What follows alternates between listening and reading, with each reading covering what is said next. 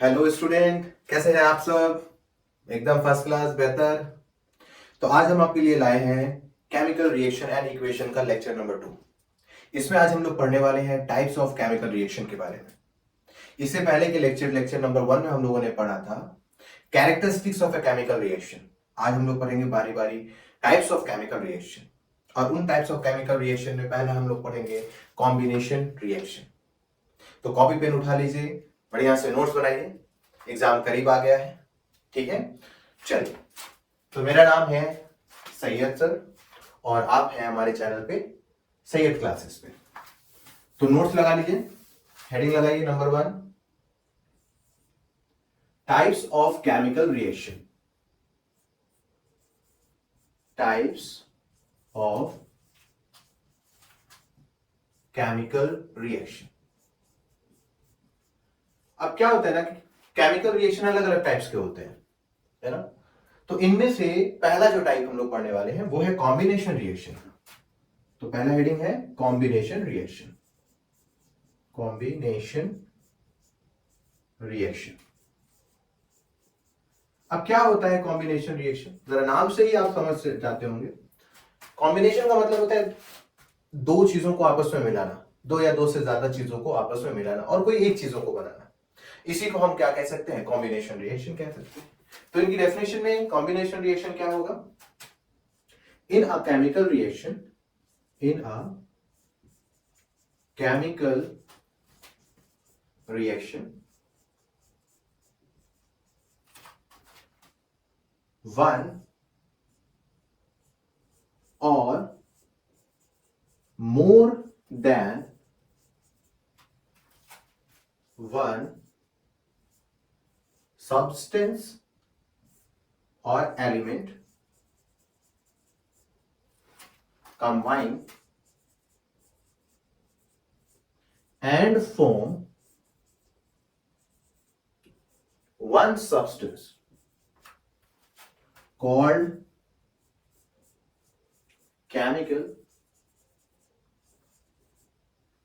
called combination reaction. Combination reaction. चलिए एक example से इसको समझते हैं, बड़ा छोटा सा एकदम बेसिक सा एग्जांपल लेते हैं। मान लेते हैं हमारे पास है X नाम का कोई सब्सटेंस, उसे मैंने क्या कर दिया, Y के साथ मिला लिया। जब ये दोनों आपस में मिले तो हमारा एलिमेंट जो कंपाउंड बना है या हमारा जो सब्सटेंस बना है वो हमारा XY है। यानी एक एलिमेंट या एक सब्सटेंस, दो सब्सटेंस या दो से ज्यादा सब्सटेंस जब आपस में कंबाइन करें और एक कंपाउंड या एक सब्सटेंस बनाए तो इसको हम लोग बोलते हैं कॉम्बिनेशन रिएक्शन। ठीक है, इनके बहुत सारे एग्जांपल हैं। चलिए एग्जांपल से देख लेते हैं। एग्जांपल नंबर 1, एग्जांपल 1 क्या है। अगर मान लेते हैं हम लोगों ने पढ़ रखा है मेटल एंड नॉन मेटल की सीरीज में कि जितने भी मेटल ऑक्सीजन के साथ कंबाइन होते हैं या बर्न कराए जाते हैं वो सब के सब मेटल ऑक्साइड बनाते हैं। अगर आपने नहीं देखा है तो यूट्यूब चैनल पे जाइए, वहां पे टाइप कीजिए metal and non metal Syed classes, आपको वहां पर मिल जाएगा। ठीक है, यहां देख लेते हैं, हम ले लेते हैं मैग्नीशियम को।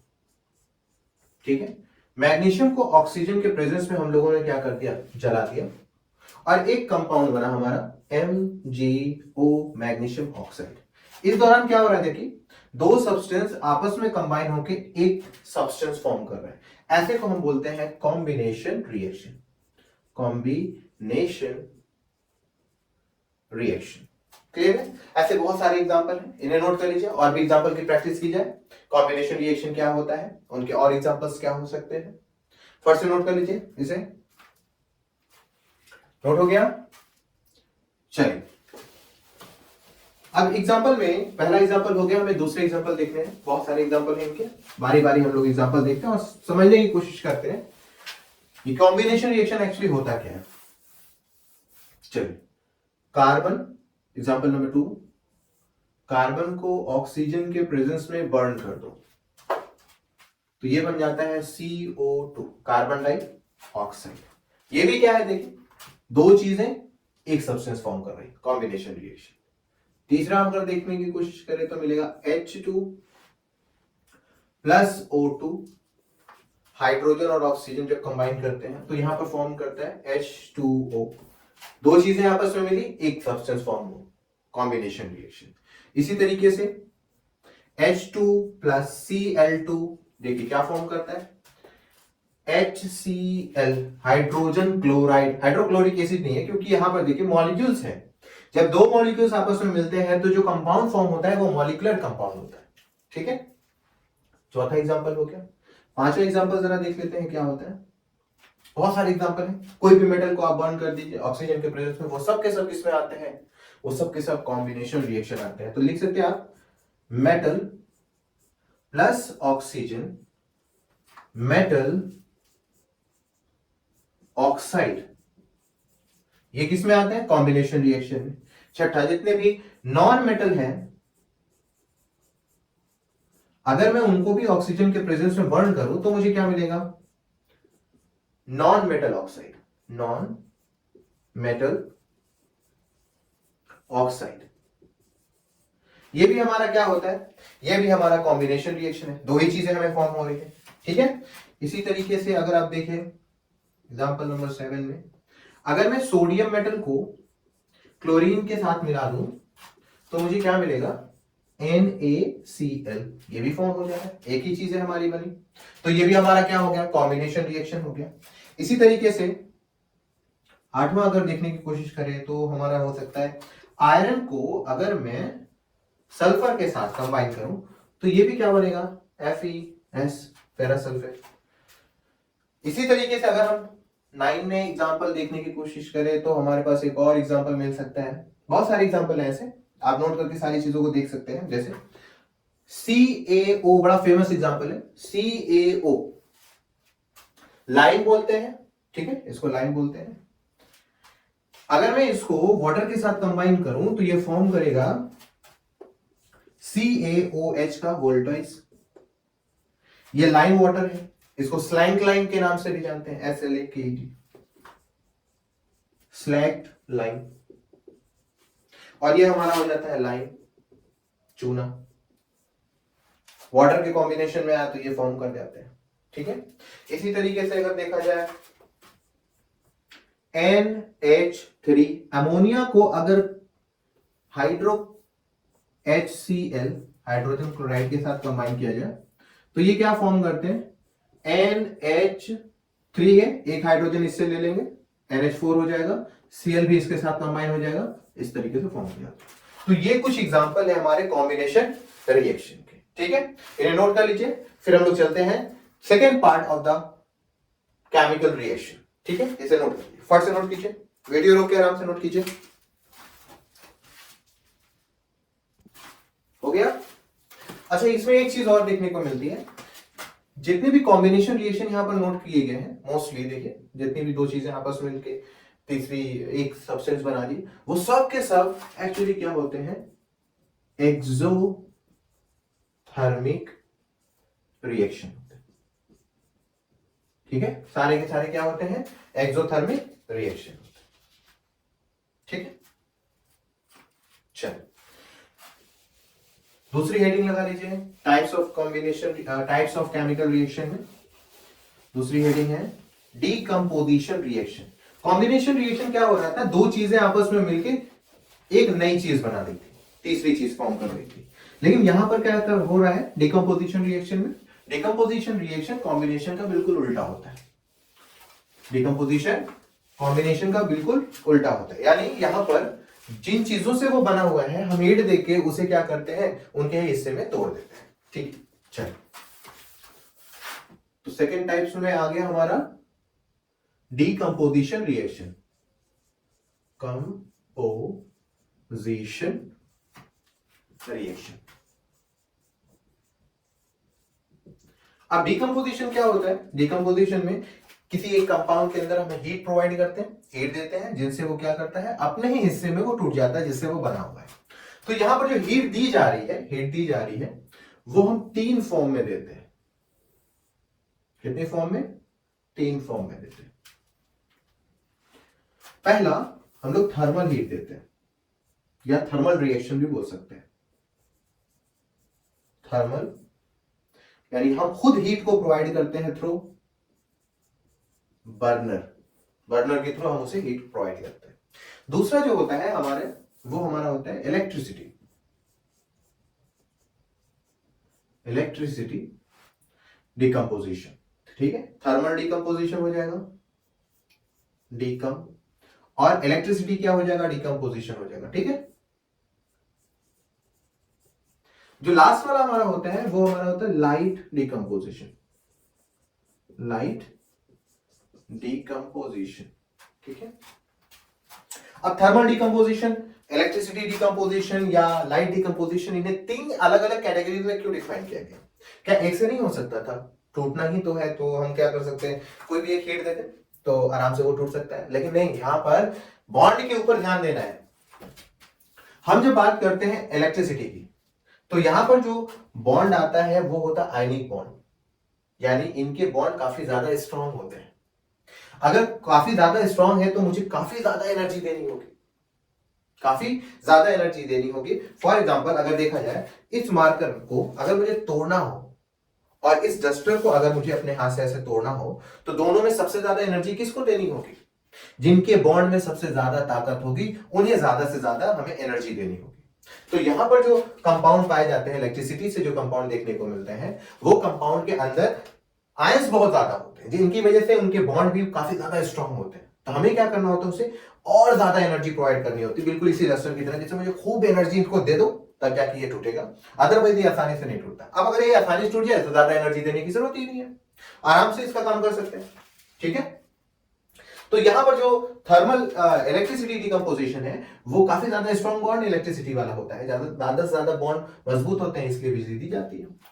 हाँ, अब बात है थर्मल डिकम्पोजिशन क्या है, यानी इनसे थोड़ा कमजोर होंगे। तो लाइट डिकम्पोजिशन क्या हो, बहुत ज्यादा कमजोर होते हैं, है ना? सूरज की रोशनी हल्की से दिखा दो, हल्की सी हीट होगी, काम ओके। तो पहला हम लोग लगाएंगे थर्मल डिकम्पोजिशन। ठीक है, थर्मल डिकम्पोजिशन रिएक्शन।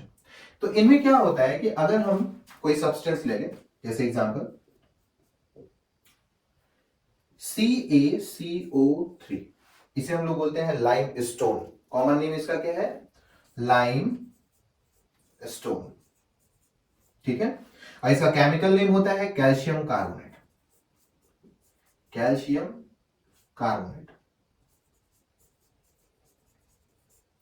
क्या हो अगर मैं इसे हीट दे दूं, यानी हमें क्या करना होगा, इसे गर्म करना होगा।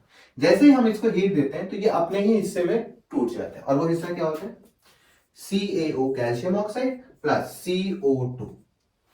अब इस तरह का रिएक्शन जिनमें कोई एक सब्सटेंस टूट के 2 हिस्सों में डिवाइड हो जाए या अपने 3 हिस्सों में डिवाइड हो जाए, जिससे वो बना है उतने हिस्से में डिवाइड हो जाए, ऐसे डिकम्पोजिशन रिएक्शन कहलाते हैं। ऐसे रिएक्शन डिकम्पोजिशन रिएक्शन कहलाते हैं। ठीक है, इसे कहा जाता है लाइम या क्विक लाइम के नाम से भी जानते हैं। ये आपका क्या है, कार्बन डाइऑक्साइड है। ठीक है, एग्जाम्पल दूसरा अगर देखना है तो दूसरा देख लेते हैं, फेमस एग्जाम्पल इंपॉर्टेंट है, जैसे FeSO4 फेरस सल्फेट। पहले तो हम समझ लेते हैं फेरस सल्फेट यहां पर क्या है, फेरस सल्फेट यहां पर सॉल्यूशन है। ठीक है, फेरस सल्फेट यहां पर सॉल्यूशन है। एग्जाम में आता है फेरस सल्फेट क्रिस्टल के फॉर्म में है, उसे हीट किया गया तो प्रोडक्ट में क्या निकला।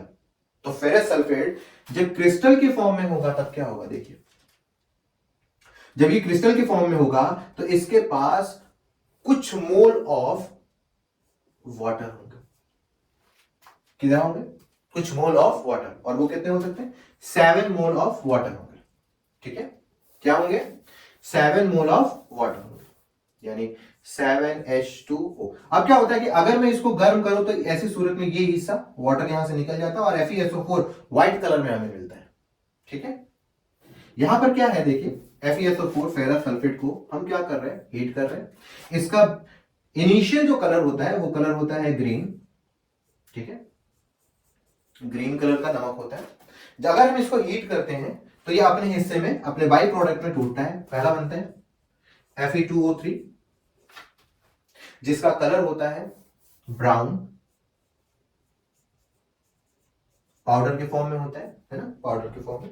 दूसरा, 2 गैस निकलती है, एक होती है सल्फर डाइऑक्साइड, दूसरी होती है सल्फर ट्राइऑक्साइड। बर्निंग सल्फर जैसा इसका स्मेल आता है, ठीक है, बर्निंग सल्फर, सल्फर के स्मेल आता है। और ये काफी ज्यादा इंपॉर्टेंट भी है, काफी ज्यादा बार एग्जाम में आ चुका है, सैंपल पेपर में भी बहुत बार दिया जाता है। फेरस सल्फेट है, ग्रीन कलर का नमक होता है, अगर आप इसे हीट करते हैं तो क्या होता है, ये पाउडर में निकलता है, पाउडर ब्राउन कलर का होता है और दो गैस उसमें से रिलीज होती है, एक सल्फर डाइऑक्साइड, एक सल्फर ट्राइऑक्साइड। इनका जो स्मेल होता है वो बर्निंग सल्फर जैसा होता है, ठीक है। चलो फर्स्ट इसे नोट कर लीजिए, नोट कर लीजिए इसे, नोट हो गया। चलो तीसरा एग्जांपल देखते हैं, काफी इंपॉर्टेंट एग्जांपल है, इन्हें बढ़िया से इसको लर्न कर लीजिएगा अच्छे से, ठीक है, और इनके कलर पे खास करके ध्यान रखिएगा, ठीक। चलो एग्जांपल नेक्स्ट है, अगर हम लोग लीड नाइट्रेट ले लें PbNO3 वोल्टोइज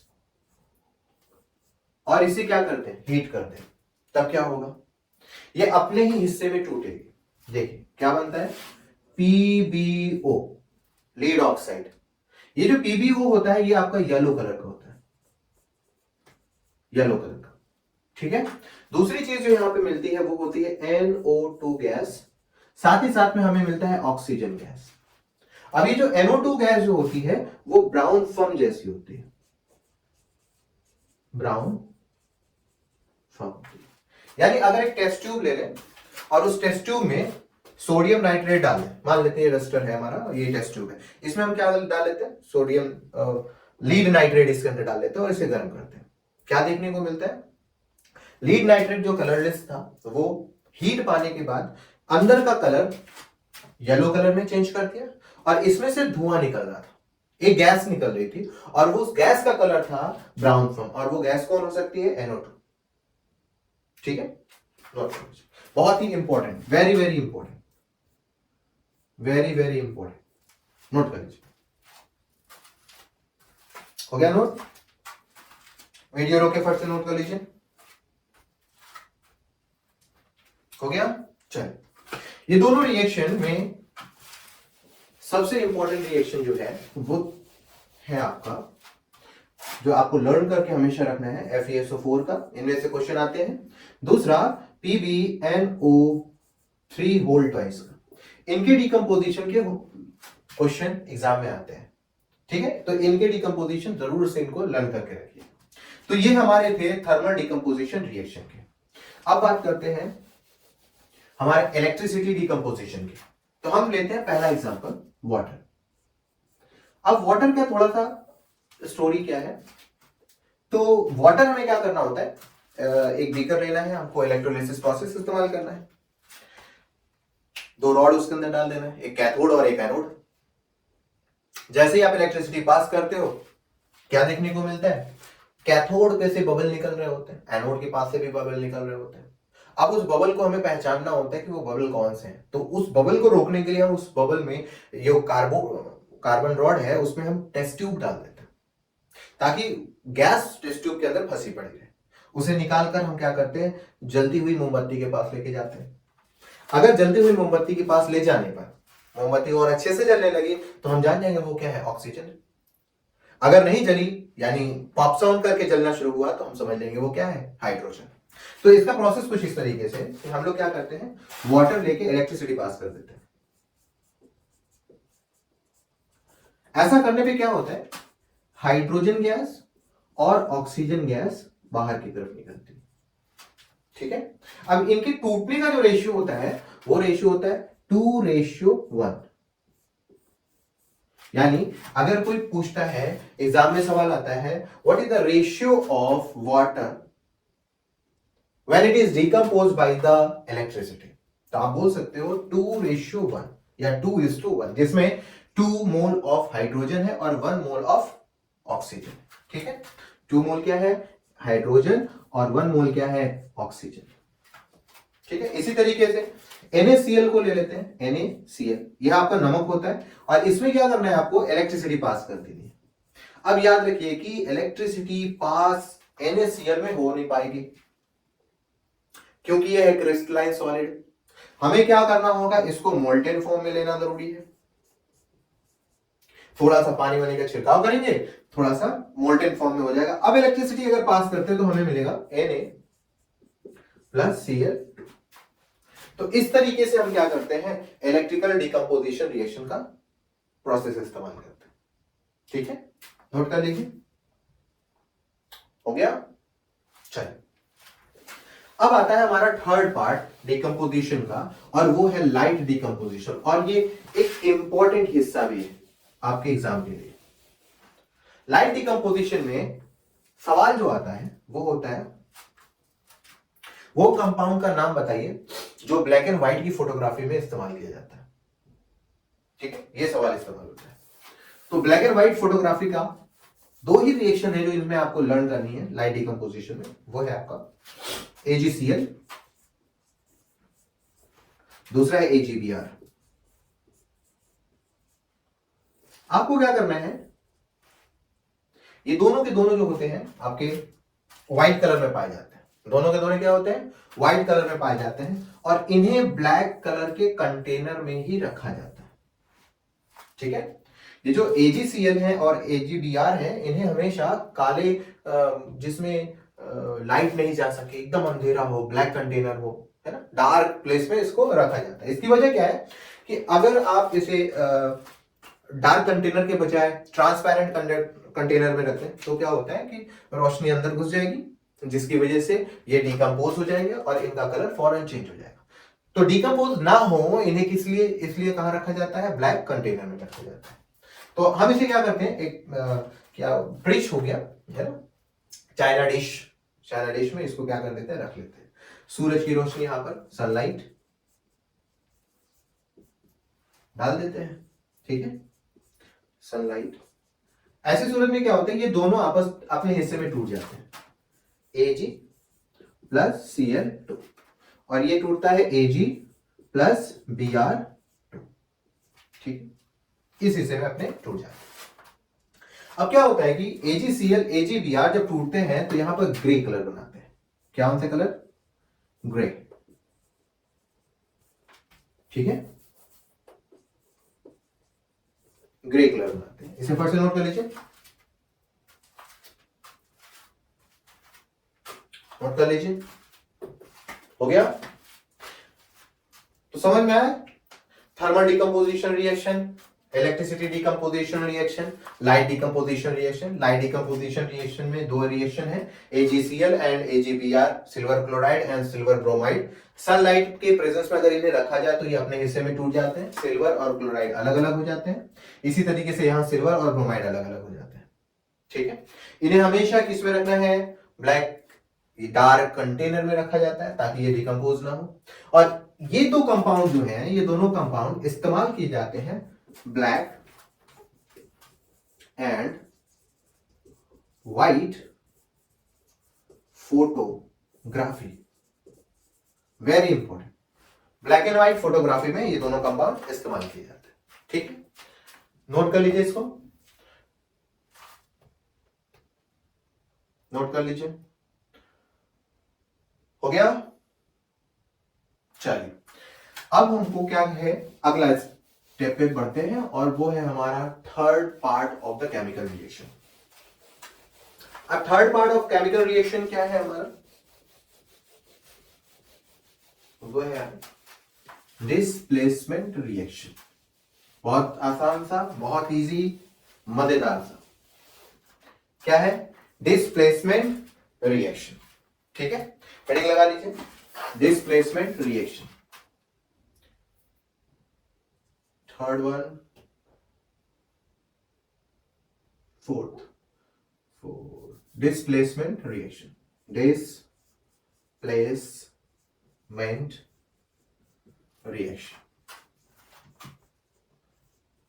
ठीक है, अब ये डिस्प्लेसमेंट की रिएक्शन क्या होता है, इसमें एक सॉल्ट होता है। क्या होता है, सॉल्ट होता है, और वो कौन सा सॉल्ट होता है, मेटल का salt, metal salt.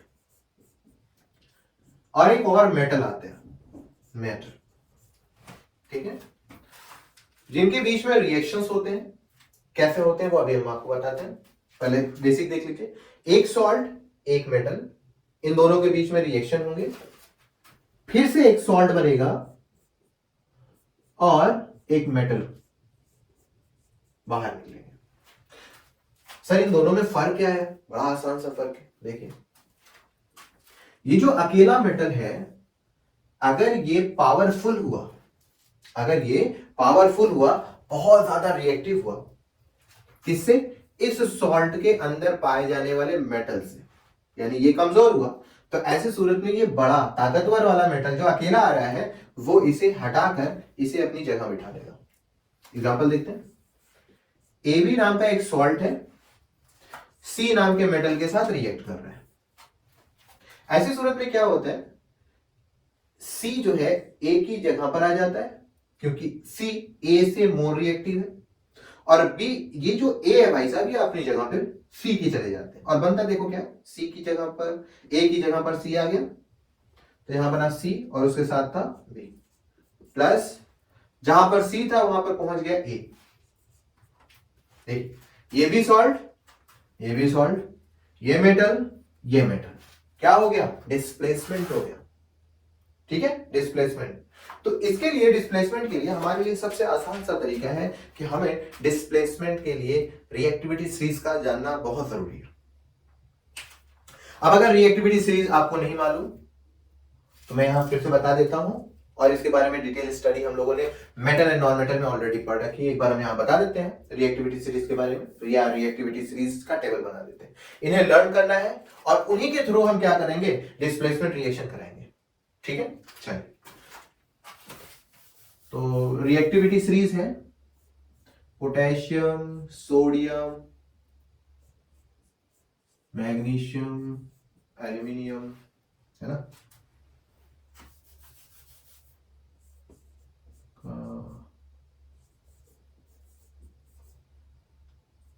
Zinc, potassium, sodium, calcium, magnesium, aluminium, zinc,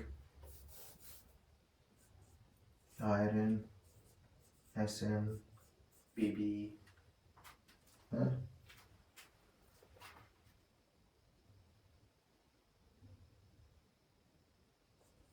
hydrogen, Hg,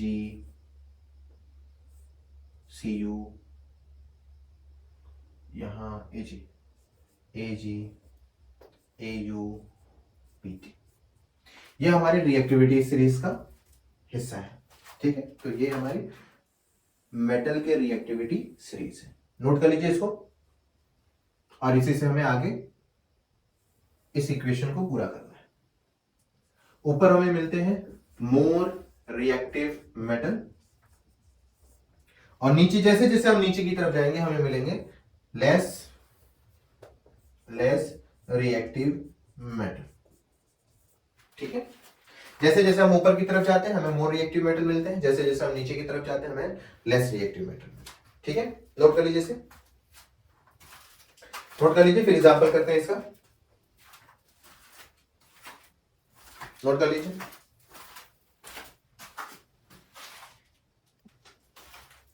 हो गया, चलिए एग्जांपल देख लेते हैं इसका क्या होता है। तो एक नमक ले लेते हैं, नमक में CuSO4 ले लेते हैं हम लोग। ठीक है, ये मेटल है और ये नॉन मेटल। ठीक है, प्लस जिंक मेटल ले लेते हैं और देखते हैं क्या रिएक्शन होता है। जरा जिंक को और कॉपर को रिएक्टिविटी सीरीज में देखिए, कॉपर बहुत नीचे पाया जा रहा है, जिंक ऊपर, यानी जिंक मोर रिएक्टिव मेटल है, किससे? कॉपर से। तो कॉपर से ये जिंक क्या करा सकता है? कहेगा भाई साहब हम आपसे ज्यादा ताकतवर है, एक काम करिए आप यहां से चल बसी निकलिए फट से। ठीक है, तो कॉपर बेचारा कमजोर इंसान क्या करेगा, यहां से निकल जाएगा और जिंक उसकी जगह ले लेगा। कॉपर जाए कहां? जिंक बोलता है मैं अपनी जगह छोड़ रहा हूं, चुपचाप मेरी जगह पे आ जाओ। देखो क्या बनता है, बनता है ZnSO4 और यहां पर हो जाएगा Cu कॉपर बाहर। इस वक्त देखिए यहां पर जो कलर होता है वो ब्लू कलर का होता है, लेकिन जब ये रिएक्ट करते हैं, डिस्प्लेस करते हैं, तो इनका कलर हो जाता है कलरलेस, कलरलेस। जिनके कलर नोट कर रहे हैं इन्हें अच्छे से नोट करिएगा और लर्न रखिएगा, ठीक है। अगर मान लेते हैं कॉपर की जगह पे CuSO4 की जगह पर मैं क्या करूं, कोई एक एलिमेंट ले लेता हूं, ठीक है, जैसे मैग्नीशियम उठा लो, चलो Mg मैग्नीशियम उठा लो, तब क्या होता है देखने को मिलता है कॉपर भाई साहब कहाँ है, कॉपर भाई साहब बहुत नीचे है और Mg बहुत ऊपर। तो ये क्या करेंगे, फिर से कहेंगे मैं तो ताकतवर हूं, कॉपर अभी भी वहीं पे हो भाई साहब, निकल लो, ठीक है। तो कॉपर बेचारा मजबूर होते हुए वहां से क्या कर लेगा, सरक लेगा और यहाँ पे बनाएगा MgSO4, ये भी आपका कलरलेस हो जाता है और प्लस कॉपर भाई साहब बाहर निकल जाता है, ठीक है। अच्छा, अगर कुछ इस तरीके से किया जाए पहले के रिएक्शन को, देखिए ZnSO4 प्लस, ठीक है, ZnSO4 प्लस कॉपर के साथ इसका रिएक्शन, क्या ये रिएक्शन पॉसिबल है, फिजिबल है, हो सकता है। देखिए सर, कॉपर अकेला मेटल नीचे पाया जा रहा है, जिंक जो है मेटल जो कि सॉल्ट में है वो ऊपर पाया जा रहा है। तो सॉल्ट के अंदर पाए जाने वाला मेटल अगर कमजोर हुआ तो रिएक्शन आगे बढ़ेगा, अगर सॉल्ट के अंदर पाए जाने वाला मेटल बाहर के मेटल से ताकतवर हुआ तो सॉल्यूशन आगे नहीं बढ़ेगा। तो यहां पर देखने को क्या मिल रहा है कि जो जिंक है ना, ये जो जिंक है ये देखिए बहुत ऊपर है, वो भी सॉल्ट के अंदर, और कॉपर बेचारा बहुत नीचे, जिसकी वजह से ये कॉपर इस जिंक को डिस्प्लेस नहीं कर पाएगा। तो आगे क्या लिखेंगे, नो रिएक्शन, क्या लिखेंगे, नो रिएक्शन, ठीक है। एक और देख ले, बड़ा फेमस एग्जांपल है, क्या देखो, कॉपर CuSO4, कलर क्या है, ब्लू। चलिए, अगर इसे आयरन के साथ कंबाइन कर दिया जाए तब क्या होगा, ये फट से बनाएगा FeSO4, क्यों बनाएगा, क्योंकि आयरन कॉपर से ऊपर पाया जा रहा है, डिस्प्लेस आराम से हो सकता है, तब क्या बनेगा यहां पर, कॉपर भाई साहब फिर से बाहर निकल जाएंगे। ये काफी ज्यादा इंपॉर्टेंट होता है, वजह इसकी है कि ब्लू कलर का सॉल्यूशन ग्रीनिश में कन्वर्ट हो जाता है, ग्रीन कलर में कन्वर्ट हो जाता है। इसका एक एक्सपेरिमेंट है, जैसे क्या करना है, हमने क्या कर लिया, एक कॉपर सल्फेट का सॉल्यूशन ले लिया कंटेनर के अंदर और इसके अंदर क्या डाल दिया, Fe नाम की एक लोहे की किल डाल दी। क्या देखने को मिला, कुछ देर के बाद लोहे की किल के ऊपर एक लेयर इकट्ठा होने लगी, कलर इसका चेंज हो गया ग्रीन पे, पहले था किस पे, ब्लू, पहले था ब्लू, अब हो गया ये ग्रीन में। अब इसके ऊपर जो लोहे की किल है उसके ऊपर एक लेयर बनने लगी, वो लेयर कैसी थी, रेड ब्राउन की, रेड ब्राउन, और ये रेड ब्राउन कोई और नहीं था, ये कॉपर था जो इस नमक से निकल के आयरन के ऊपर चिपक गया, जिससे कलर क्या हो गया, ब्लू से ग्रीन में कन्वर्ट हो गया, ठीक है। चलो नोट कर लीजिए इसे। तो डिस्प्लेसमेंट रिएक्शन में हम लोगों ने क्या देखा, डिस्प्लेसमेंट रिएक्शन में हम लोगों ने एक चीज देखी कि रिएक्टिविटी सीरीज सबसे इंपॉर्टेंट रोल प्ले कर रही है। रिएक्टिविटी सीरीज का लर्न होना मालूम होना चाहिए, कौन हाई रिएक्टिव है कौन लेस रिएक्टिव है। अगर लेस रिएक्टिव मेटल मोर रिएक्टिव मेटल जो कि सॉल्ट के अंदर पाए जा रहे हैं उनके साथ रिएक्ट कराया जाए तो रिएक्शन पॉसिबल ही नहीं है, क्योंकि लेस रिएक्टिव मेटल सॉल्ट के अंदर पाए जाने वाले मोर रिएक्टिव मेटल को डिस्प्लेस करा ही नहीं पाएंगे। लेकिन यहां देखिए जरा, जिंक जो है अगर ताकतवर है क्योंकि ऊपर की तरफ है, यानी जिंक अगर ताकतवर हुआ कॉपर से, चेक कर लेते हैं, जिंक हमारा ऊपर है कॉपर हमारा नीचे, यानी जिंक मोर रिएक्टिव है और कॉपर लेस रिएक्टिव। तो ऐसे सूरत में जिंक क्या करता है, कॉपर को यहां से हटा देता है और कलर चेंज कर लेता है, हमारा रिएक्शन कंप्लीट हो जाता है, ठीक है। नोट कर लीजिए, हो गया। चलिए, तो ये हमारा डिस्प्लेसमेंट रिएक्शन था। तो डिस्प्लेसमेंट रिएक्शन होता क्या है, more reactive metal displace the less reactive metal from their salt is called displacement reaction. Exam में कभी कभी इनकी डेफिनेशन भी आ जाती है, defined displacement reaction, defined double displacement reaction, इनकी डेफिनेशन भी आ जाती है।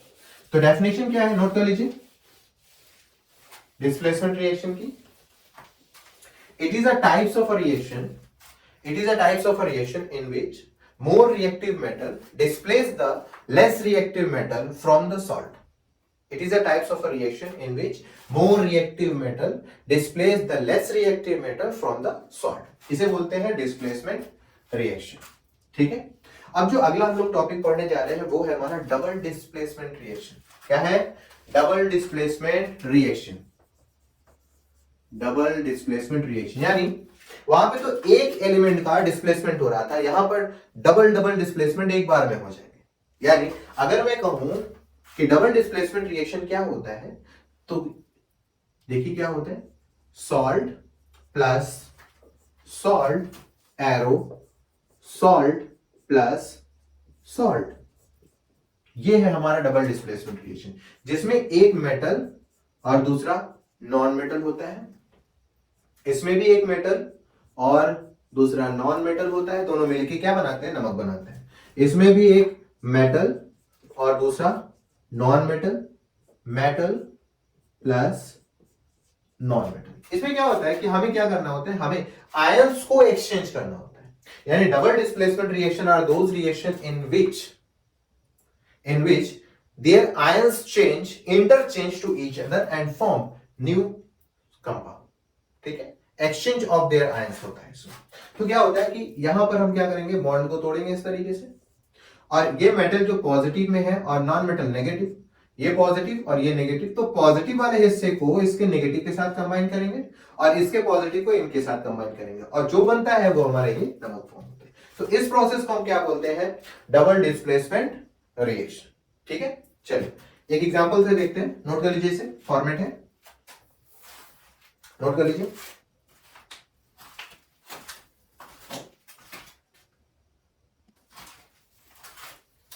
हो गया, चलिए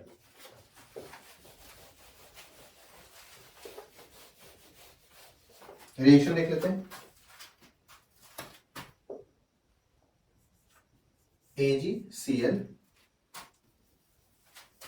AgNO3 को रिएक्ट करते हैं NaCl के साथ। देखिए क्या होता है,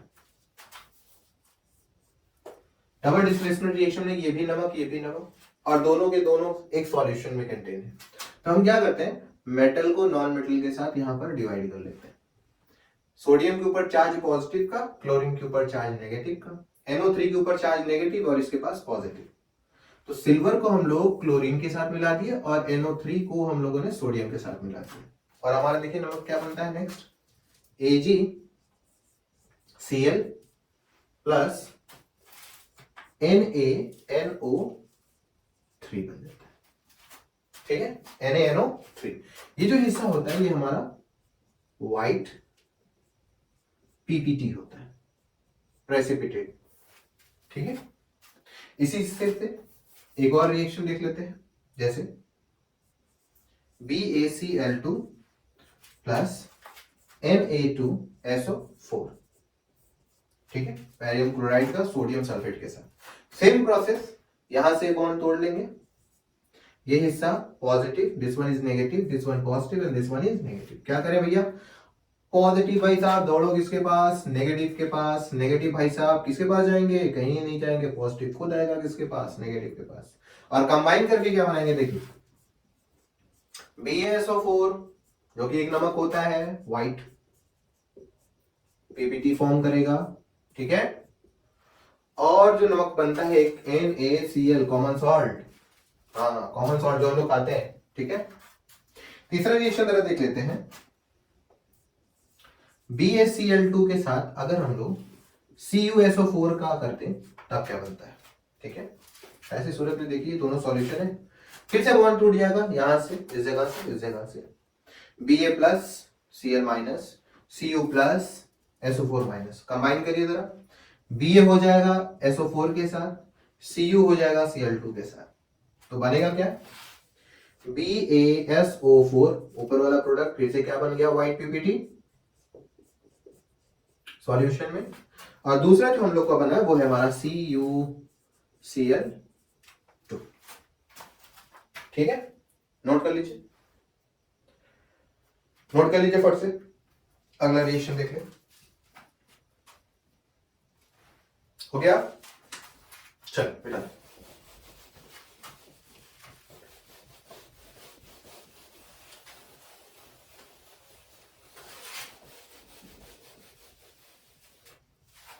अगला रिएक्शन है हम लोग का इसी में वो है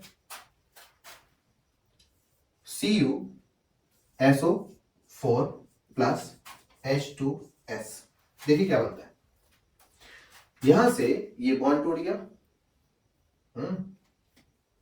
और यहां से ये बॉन्ड टूट गया। कॉपर के ऊपर चार्ज पॉजिटिव, SO4 के पास चार्ज नेगेटिव, प्लस माइनस। तो कॉपर किसके साथ कंबाइन हुआ, कॉपर हो गया CuS, कॉपर सल्फाइड, सल्फेट से बन जाएगा, प्लस दूसरा हिस्सा क्या बनाया, बड़ी मधुर बेहतरीन चीज लाजवाब, H2SO4 सल्फ्यूरिक एसिड फॉर्म हो गई। अब यहां पर जो CuS है, इसका जो पीपीटी होता है, जो आपको लर्न रखना है, ठीक है, बाकी सब में तो व्हाइट व्हाइट है, यहां पर देखिए क्या निकलता है, यहां पर आपको मिलेगा ब्लैक, PPT, ठीक है, ब्लैक पीपीटी होता है। अगला हम लोग देख लेते हैं, AlCl3 को अगर हम NH4OH के साथ कंबाइन करें, ठीक है, फर्स्ट इसे नोट करिए, तब तक मैं इंक ले लूं।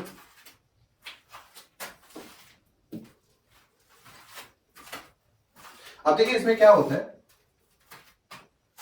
ये यहां से बॉन्ड टूटा और ये यहां से टूट गया, इसके ऊपर negative, this one is positive, यहां पर आया नेगेटिव, ये हो गया पॉजिटिव। तो अगला देखिए, पॉजिटिव किसके साथ, बोलिए, नेगेटिव के साथ, बना क्या, AlOH का होल थ्राइस प्लस, अब जो NH4 है वो किसके साथ, Cl के साथ जुड़ जाएंगे, तो बनेगा क्या, NH4Cl फॉर्म हो जाएगा, फिर से व्हाइट पीपीटी फॉर्म करेगा, ठीक है।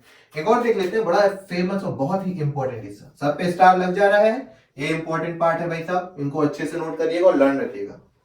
Lead nitrate PbNO3 whole twice को अगर मैं पोटेशियम आयोडाइड के साथ रिएक्ट करूं, तब ऐसी सूरत में क्या होता है, ये बॉन्ड यहां से और ये यहां से, पॉजिटिव नेगेटिव, पॉजिटिव और ये नेगेटिव, इसका पॉजिटिव इसके नेगेटिव के साथ और इसका पॉजिटिव इसके नेगेटिव के साथ कंबाइन हो जाएगा। देखिए क्या बनता है, PbI2 प्लस KNO3। अब ये जो PbI2 है, ये होता है आपका येलो,